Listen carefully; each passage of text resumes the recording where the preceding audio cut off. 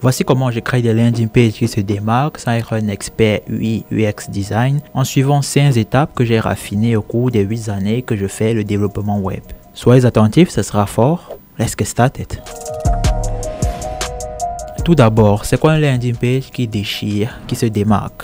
Je définis ça de manière simple. C'est une page web qui définit clairement la valeur de votre marque, service, produit, jeu vidéo et qui aide à accomplir un objectif visé. Et pour ce faire, on a besoin d'un titre, une image ou une vidéo accrocheuse, des descriptions claires et concises. Et la première, c'est généralement le sous-titre de votre accroche, des images et des vidéos de qualité à travers toute la page. Des preuves sociales. Ceci peut se faire de différentes manières, avec des avis, des témoignages des gens qui ont utilisé votre service, votre produit, avec des logos, des clients, des marques, des collaborateurs bien connus, ou tout simplement en vendant des points clés, des avantages de votre service, surtout quand c'est un service qui est différent des autres sur le marché. Donc juste montrer les points clés, les avantages là, ça vous permet de vous différencier, de vous démarquer des autres. Et maintenant, un des éléments qui est des plus importants, l'appel à l'action ou CTA. Rappelle-toi, le rôle de la landing page, c'est de communiquer la valeur claire de ta marque, mais aussi d'aider à accomplir un objectif visé. Si c'est la landing page d'un framework CSS par exemple, comme Tailwind CSS, l'objectif visé c'est de communiquer c'est quoi le framework, de quoi est-ce qu'il s'agit et d'aider rapidement les gens à commencer. D'où les boutons Get Started que vous allez voir sur plein de sites. Pour une boutique, vous voulez vendre le produit, donc facilement que l'utilisateur est capable d'aller accéder à la boutique, de pouvoir acheter des produits. Call to action, c'est important et le plus vous en avez dans votre site web, le plus vous rendez facile à l'utilisateur de pouvoir faire l'action qui est prioritaire pour votre business ou bien pour le client même. Maintenant, comment mettre tous ces éléments ensemble afin de créer un site web, une landing page qui se démarque lorsqu'on n'est pas nécessairement doué en UI UX design, moi y compris. C'est exactement ce que ce système de 5 étapes que j'ai nommé Rambo, pour que ce soit facile à se rappeler, me permet de faire. Et même si tu t'arrêtes juste à ce point de la vidéo aussi et tu fais juste sûr d'inclure ces éléments que j'ai mentionnés au début, je suis certain que tu seras capable de créer déjà des landing pages 2 fois meilleures qu'avant. Mais on a déjà commencé la première phase de ce système et tu ne t'es même pas rendu compte. La première phase qui est LR, la recherche. C'est dans cette phase qu'on va commencer par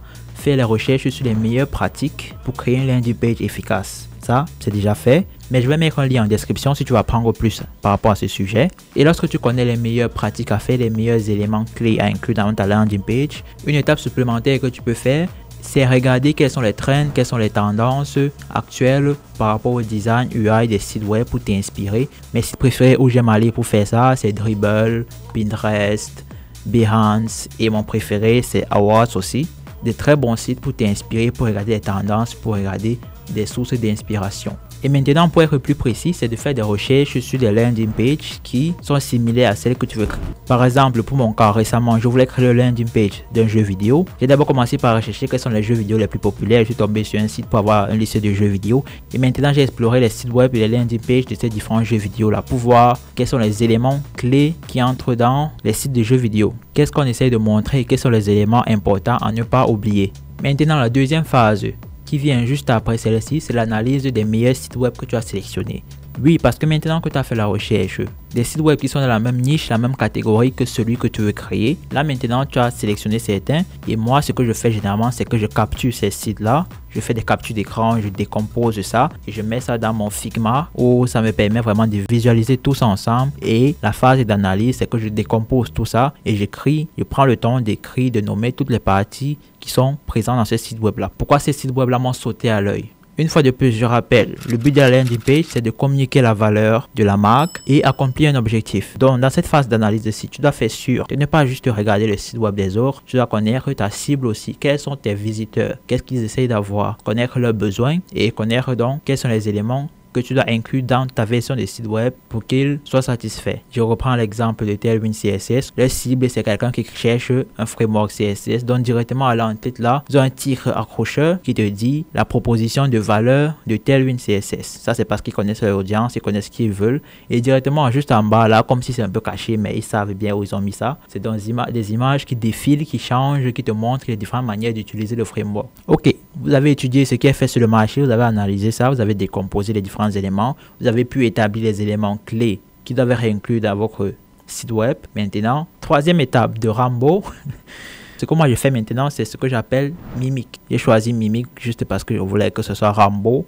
Sinon, ici, ça veut dire fais maintenant à ta façon. Maintenant que tu as fini de rechercher, de t'inspirer, d'analyser ce que les autres font, de noter et de faire la différence par rapport à ce que ton audience aura, ce que tes clients ont de différent. C'est ici que si tu es un designer, tu as collecté toutes ces données-là, tu peux envoyer à ton designer et il aura un bon point de départ. Il pourra te poser encore d'autres questions. Maintenant, il pourra mieux faire à sa façon. Mais on a dit bien qu'on n'est pas designer, on n'a pas accès à un designer. Comment est-ce qu'on fait ça nous-mêmes? Comment est-ce que moi je fais ça? Ce que je fais, c'est que vu que j'ai déjà pris le temps d'établir les objectifs, les rêves, les frustrations de mes visiteurs, ici je dois maintenant bien les mettre en évidence et essayer de faire une sorte de design, essayer de générer des outlines, des titres accrocheurs, des textes, chercher des images pour créer un design à ma façon. On n'a pas besoin d'être un expert designer ici. Créer ton propre design, personnalise-le en prenant des éléments sur différents sites web que tu as recherchés et mets-les ensemble. Ici, je vais prendre la barre de navigation. Ici, la forme qu'ils ont mis sur le bouton sur la page, je vais prendre ça. La phase de le faire à ta façon, ça te permet de visualiser toi-même et de voir est-ce que tout ça va ensemble. Ne pas juste garder ça dans la tête et passer à la prochaine phase qui est maintenant le build, qui veut dire construction en français. Ça, c'est ici que nous, les développeurs, on a du fun.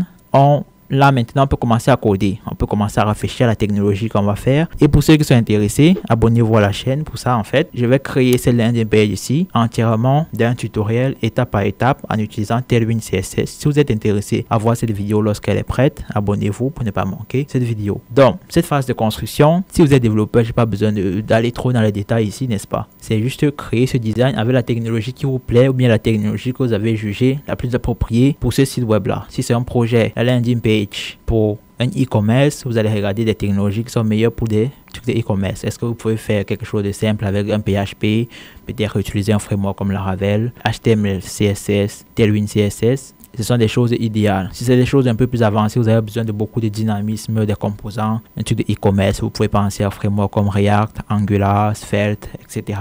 Les technologies ne vont pas manquer. Donc, prenez celles que vous connaissez, que vous êtes intéressé par et celles qui sont meilleures pour le projet que vous voulez créer. J'ai une vidéo qui vous parle un peu de c'est quoi le processus lorsqu'on veut choisir un langage de programmation à apprendre ou bien pour un projet. Vous pouvez la regarder si vous êtes intéressé. Une fois qu'on a fini avec le build, on va passer maintenant à l'étape d'optimisation. Ici, normalement, vous devez être rendu presque vers la fin. Vous voyez votre site web, vous avez créé. Et c'est maintenant ici que vous devez optimiser ça. C'est-à-dire quoi? Regardez les vitesses de chargement de la page, tester si c'est bien responsif. Et une chose que je tiens à mentionner pour cette phase ici, c'est vraiment, ici on essaie maintenant de rendre ça plus meilleur, de rajouter des animations. Comment est-ce qu'on peut faire un peu plus pour que le site web soit plus dynamique, soit plus vivant ou aide plus à amener l'utilisateur à faire ce qu'on aimerait qu'il fasse, c'est-à-dire lire la documentation de notre CSS Framework, jouer notre jeu vidéo, acheter une chaussure, etc. Sur cette phase-ci, n'ayez pas peur non plus de revenir aux phases précédentes, c'est-à-dire regarder encore d'autres inspirations, regardez s'il y a des choses que vous n'aviez pas pensé à rajouter et les rajouter maintenant ou tester, voir si c'est idéal de les rajouter. Donc cette phase-ci, c'est vraiment revenir à tout, regarder est-ce que vraiment avec ce site web-ci, on atteint l'objectif qu'on veut. Est-ce que c'est un site web que notre client, notre cible, notre visiteur sera capable d'obtenir exactement ce qu'il veut à travers ce site-ci? Est-ce que lorsqu'il ouvre directement, il sait c'est quoi la valeur qu'on propose? Ça, c'est le processus que moi j'applique et que j'ai optimisé à travers les années. Et sur cette chaîne, j'essaie de partager mon expérience, partager ce que j'apprends, vous aider à devenir de meilleurs développeurs et moi aussi par la même occasion. Je t'encourage vraiment, tu es rendu à ce point de la vidéo, c'est-à-dire que vraiment tu mets les efforts pour apprendre de nouvelles choses, pour t'améliorer. Donc n'abandonne pas, ne baisse pas les bras.